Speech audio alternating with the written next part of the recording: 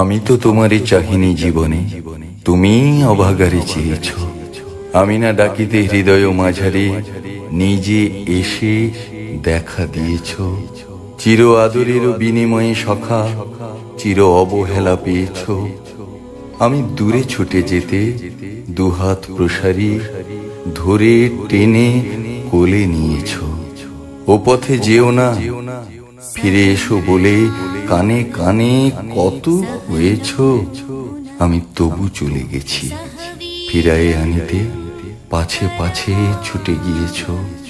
এই চির অপরাধী পাতকীয় বোঝা হাসি মুখে তুমি বয়েছ।